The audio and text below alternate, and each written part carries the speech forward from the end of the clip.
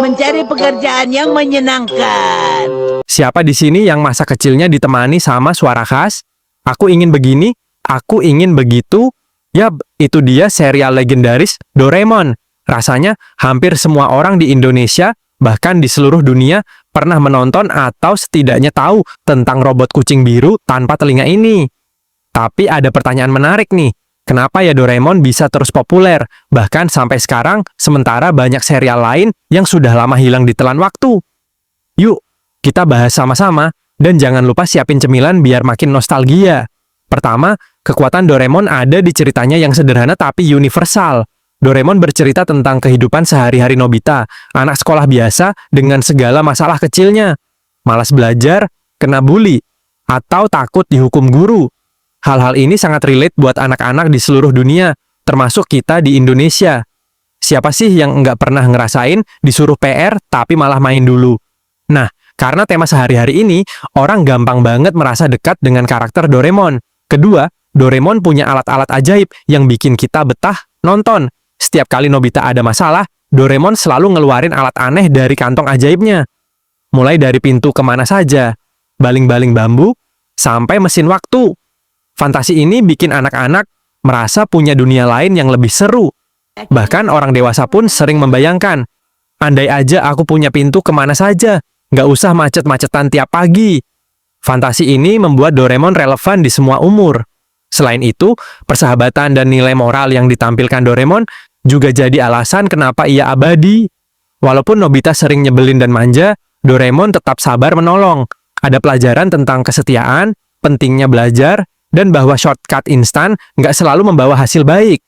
Nilai ini terasa timeless, cocok untuk anak kecil, tapi juga jadi nostalgia buat orang dewasa yang nonton ulang. Yang bikin menarik, karakter-karakternya punya kepribadian khas yang gampang diingat. Nobita si malas, tapi baik hati, Shizuka si pintar nan penyayang, Gian yang galak tapi peduli, Suneo si pameran.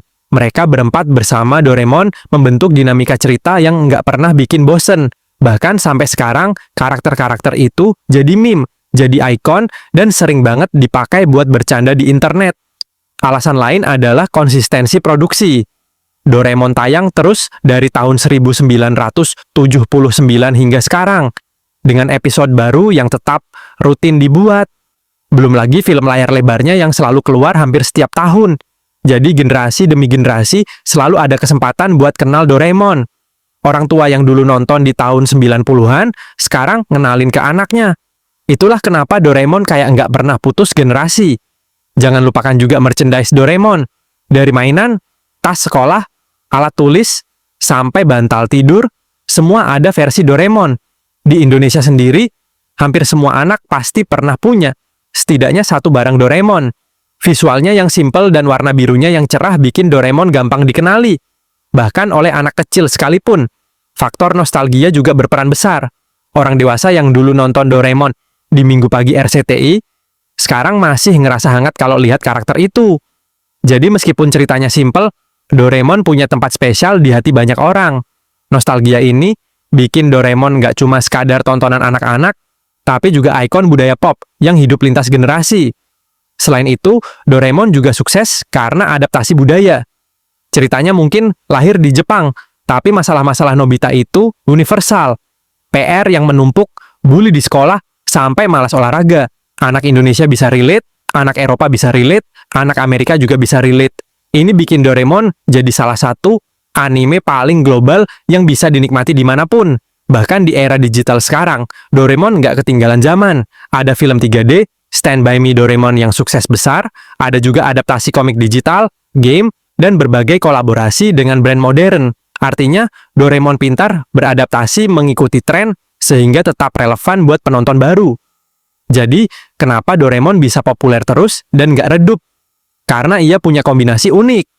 Cerita sederhana tapi menyentuh, alat ajaib yang bikin penasaran, karakter yang gampang diingat, nilai moral yang timeless, merchandise ikonik, dan tentu saja kekuatan nostalgia lintas generasi. Doraemon bukan sekadar anime, tapi bagian dari kehidupan kita sejak kecil. Nah, kalau kalian sendiri, alat Doraemon apa yang paling pengen kalian punya sampai sekarang? Tulis di kolom komentar ya, dan jangan lupa like dan subscribe biar makin banyak nostalgia seru di channel ini.